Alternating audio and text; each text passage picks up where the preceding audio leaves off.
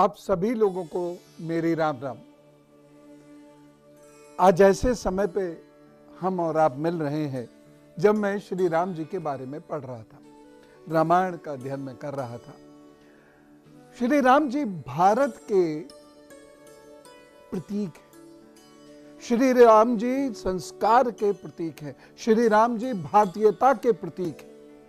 अद्भुत व्यक्तित्व है उनका, अद्भुत कार्य उन्होंने किए।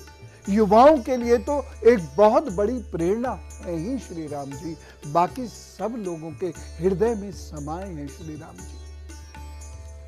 श्री राम जी का मंदिर अभी बना है, श्री राम जी के मंदिर पर ध्वज पताका भी फहरी है।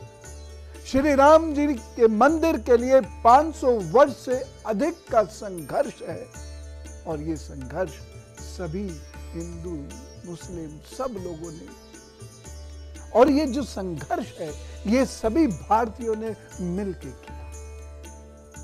इस संघर्ष का ये परिणाम निकला कि भव्य मंदिर बना, श्री राम जी का मंदिर बना, इस देश की सद्भावना का प्रतीक बना, इस देश की भक्ति का प्रतीक बना, इस देश में संस्कृति के सम्मान का ये प्रतीक बना। आइए उन्हीं राम जी को समझने का प्रयत्न करते हैं। आप में से ज्यादातर लोगों ने श्री राम जी का मंदिर भवन देखा होगा, उसमें श्री राम जी की प्रतिमा भी देखी होगी और आपने देखा होगा कि उनका कैसा भोला सा चेहरा है।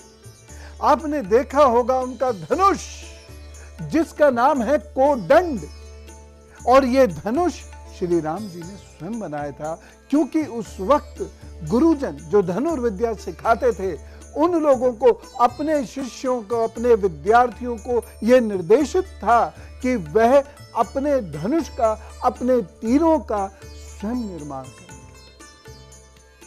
श्री राम जी यूं तो दशरथ जैसे महाप्रतापी राजा के संतान थे, ज्येष्ठ पुत्र थे, लेकिन उसके बाद भी उनके अंदर जो विनम्रता थी, उनके अंदर जो गुरु के प्रति उनका आदर भाव था, उनके भीतर जो शिक्षा और ज्ञान को लेने का एक जुनून था, वो वही था जो हर विद्यार्थी में होना चाहिए। आज के युग में भी वो होना चाहिए, और उसमें पिता की क्या स्टेटस है इसको छोड़कर हमें ज्ञान लेने के लिए बहुत समर्पित भाव से वो समस्त कार्य करने चाहिए जो गुरु कराते हैं।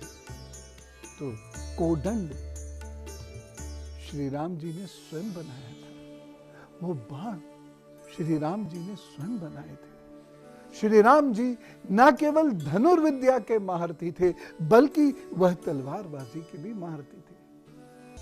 लेकिन फिलहाल मैं आपको श्री राम जी के बारे में बताना चाहता हूं कि वह दिखते कैसे थे। ऋषि वाल्मीकि ने उनके बारे में लिखा है, उनकी लंबी भुजाएं थी, उनका शरीर बहुत पुष्ट था, लंबा था, उनकी ग्रीवा बहुत मोटी थी, कंधे उठे हुए थे, हाथ में मांसपेशियां बहुत मजबूत थी, आंखों में एक भोलापन था और चेहरे पे सदा रहने वाली मुस्कुराहट थी।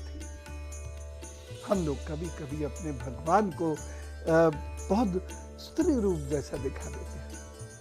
नहीं, वो ऐसे नहीं थे, कृष्ण जी भी वैसे नहीं थे। तो श्री राम जी की जो भुजाएं हैं उसमें इतना बल था कि वह कोदंड पर बाण चलाकर संधान कर सकते थे। अन्यथा कोदंड पर बाण चलाना हरेक के बस की बात नहीं। शिव जी का धनुष तोड़ देना हरेक के बस की बात नहीं है। उसकी प्रत्यंचा तक तो लोग पहुंच ही नहीं पाते थे। उन्होंने वो प्रत्यंचा चढ़ाई और ऐसी चढ़ाई वो धनुष ही टूट गया, क्योंकि मां सीता ने यह प्रतिज्ञा ले ली थी कि मैं उसी से विवाह करूंगी जो इस धनुष को उठा लेगा। तो श्री राम जी ने ना केवल वो धनुष उठाया बल्कि उसकी प्रत्यंचा भी चढ़ाई और टूट भी गया। परशुराम जी का क्रोध भी सहना पड़ा, लेकिन जब परशुराम जी का क्रोध बहुत बढ़ गया तो श्री राम जी भी थोड़े से क्रोध में आए, ऐसा ऋषि वाल्मीकि। उसके बाद श्री परशुराम जी ने, जो महान विद्वान थे, महान योद्धा थे, उन्होंने अपने समस्त अस्त्र शस्त्र श्री राम जी को दिए और उसके बाद श्री राम जी मां सीता को लेकर अयोध्या आए। श्री राम जी के एक सखा हैं, एक शिष्य हैं, एक मित्र हैं। शायद समझ गए होंगे ना मैं किस ओर इशारा कर रहा हूं। श्री हनुमान जी की तरफ मैं इशारा कर रहा हूं। हम श्री हनुमान जी को भी ढंग से कहां समझते हैं। श्री राम जी और लक्ष्मण जी में संवाद होता है कि ये जो इधर साधु बैठा है, क्योंकि हनुमान जी उन्हें देखने के लिए पहले साधु वेश में आए, क्योंकि संदेह था कि ये दोनों भाई कौन हैं। तो वह उन्हें देखने के लिए आते हैं और उनका लक्ष्मण जी से संवाद होता है, जिसके लिए श्री राम जी कहते हैं ये कोई साधारण मनुष्य नहीं है।